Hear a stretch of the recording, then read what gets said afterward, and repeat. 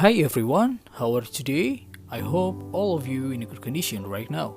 Today, we will continue or learn about separation of mixture.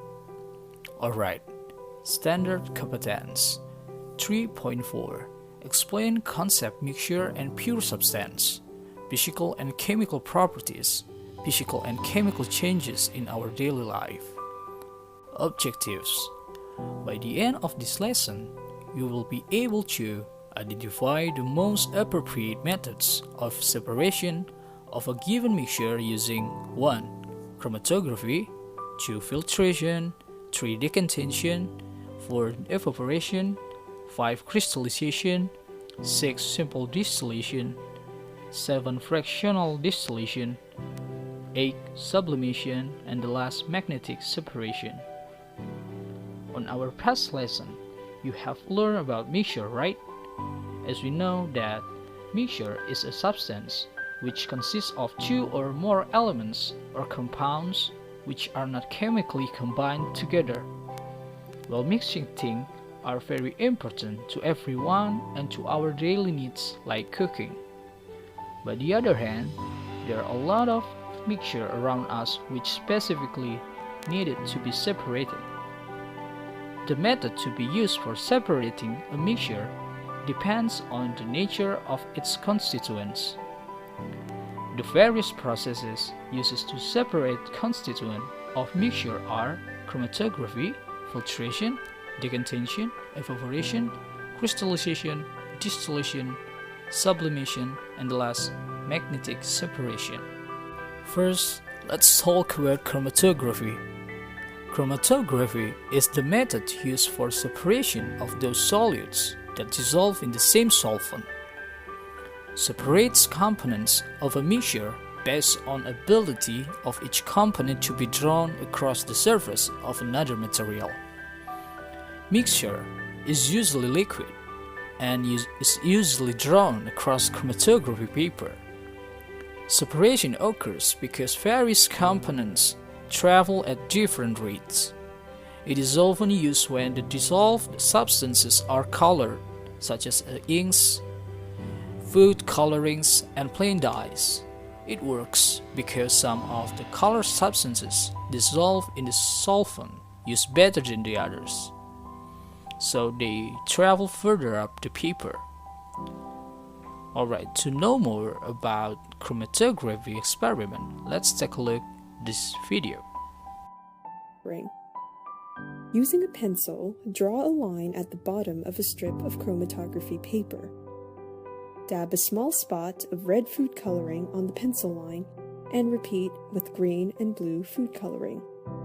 Place this in a beaker with water, ensuring that the water level does not touch the spots.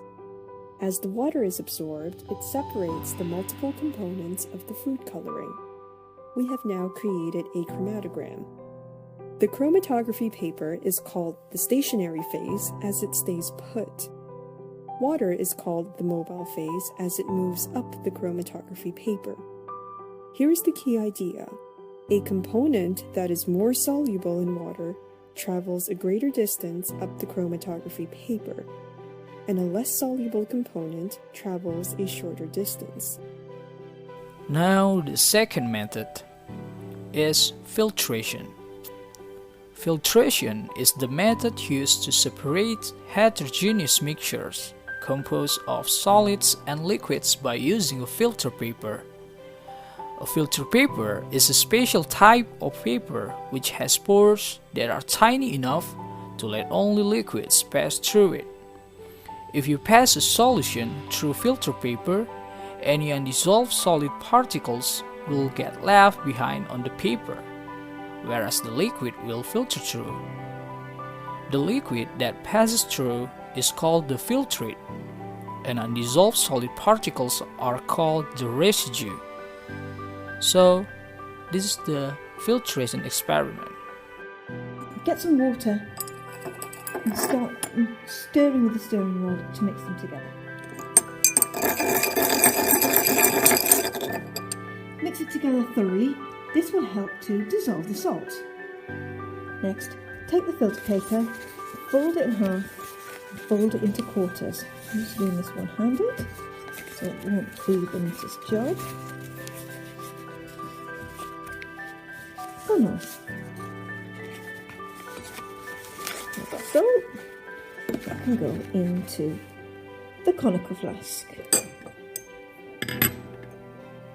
Then you want to pour your mixture of sand and salt into the filter funnel. Try and get it all in.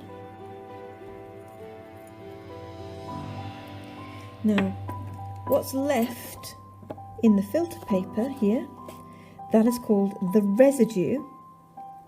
And what has come through, that's the filtrate. Alright, now decantation. Decantation is a common separation method used for separating solids and liquids without filter paper. Decantation is done to separate particulates from a liquid by allowing the solids to settle to the bottom of the mixture and pouring off the particle-free part of the liquid. For example, we can also separate water from sand that sink in the bottom of the container. We can see from the figure. So, to know more, let's take a look at the decantation process.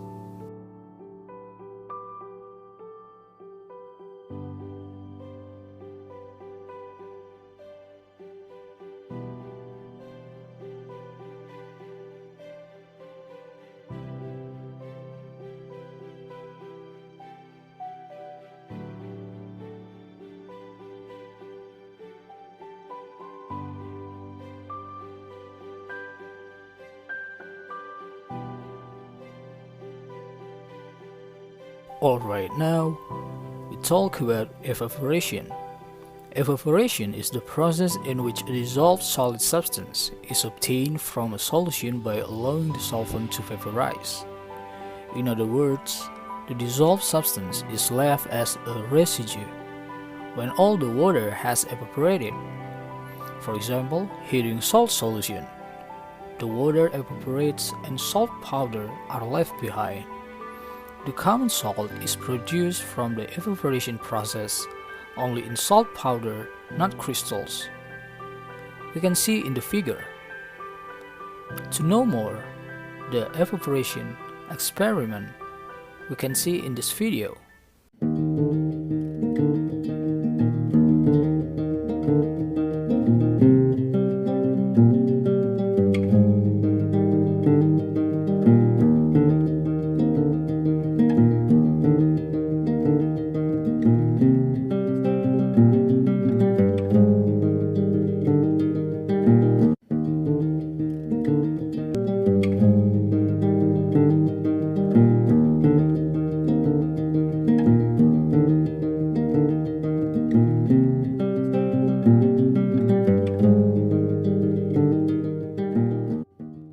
What is crystallization?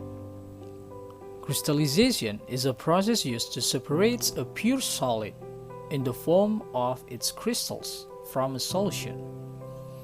The process involves cooling a hot, concentrated solution of a substance to obtain crystals. The application of crystallization is purification of common salt obtained from seawater. Crystallization process. The solution is heated in an open container. The solvent molecules start evaporating, leaving behind the solids. When the solution cools, crystals of solids start accumulating on the surface of the solution. Crystals are collected and dry as per the product requirement. The undissolved solids in the liquid are separated by the process of filtration. The size of crystals formed during this process depends on the cooling rate. A large number of tiny crystals are formed if the solution is cooled at a phase rate. Large crystals are formed at slow cooling rates. Okay, actually there are two types of distillation methods. The first one is simple distillation and the second one is fractional distillation. But first we talk about the simple distillation. The simple distillation is used for separation of components of a mixture containing two miscible liquids that boil without decomposition and have sufficient difference in their boiling points. Artinya, pemisahan komponen campuran yang mengandung dua cairan larut yang mendidih tanpa penguraian dan memiliki perbedaan titik didih yang cukup. The purpose of this method is to obtain a pure solvent from solution. The volatile liquid evaporates on heating, which can be recovered by cooling its vapors by the process of condensation. The application of this simple distillation is used to remove salt from seawater to obtain drinking water. So, this is the simple distillation process.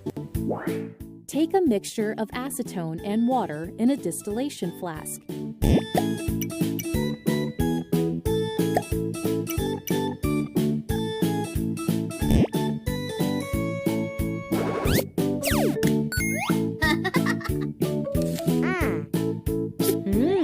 Put a thermometer in it.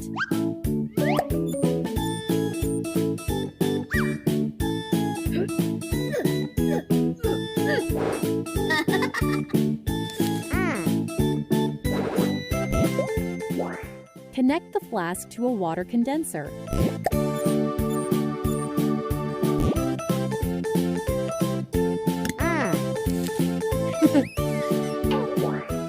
The condenser has cold water running through its jacket to keep the temperature cool. Keep a beaker at the outlet of the condenser.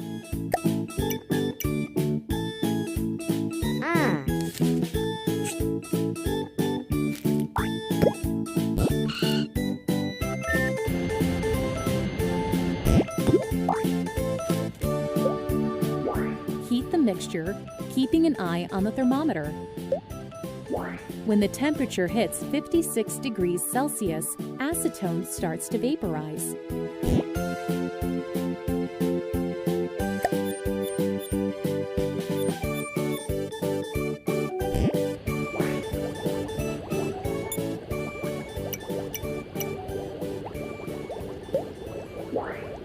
These vapors condense in the water condenser.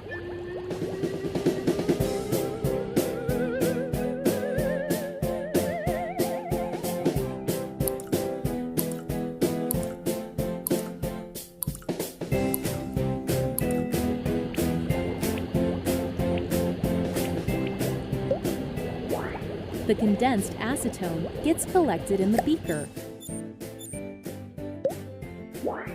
When all the acetone vaporizes, water is left in the flask. Acetone is collected in the beaker.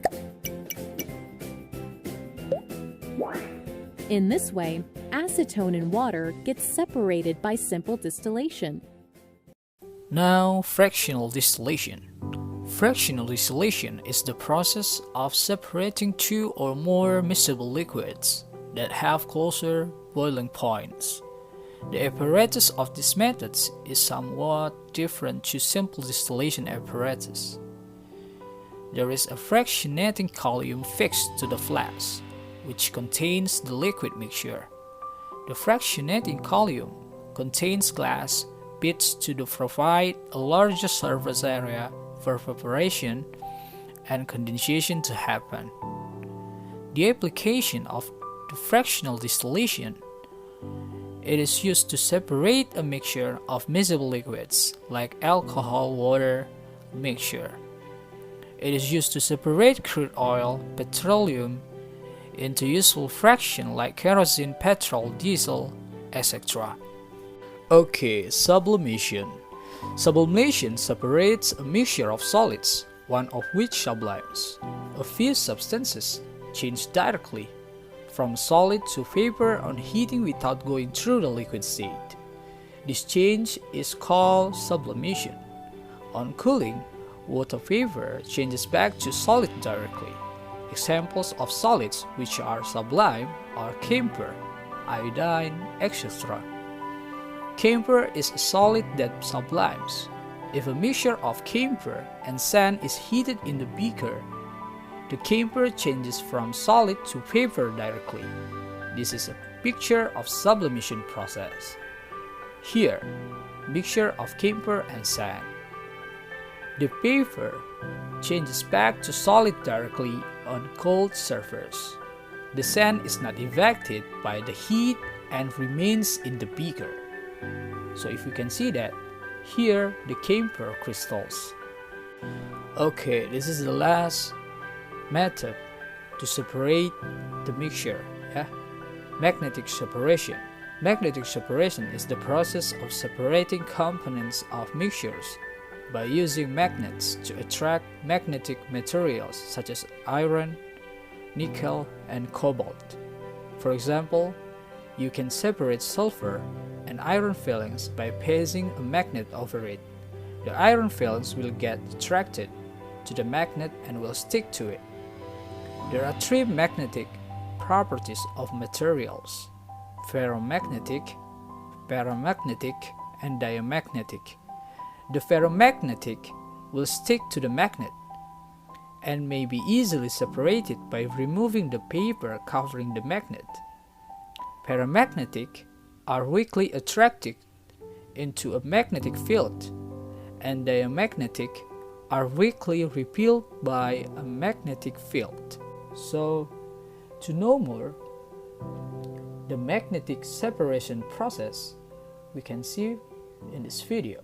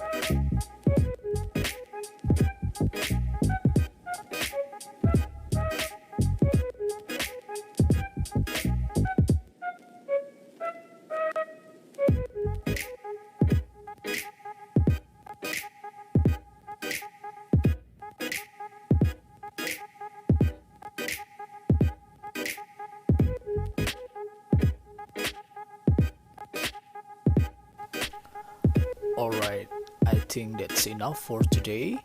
Thank you for your attention. God bless you.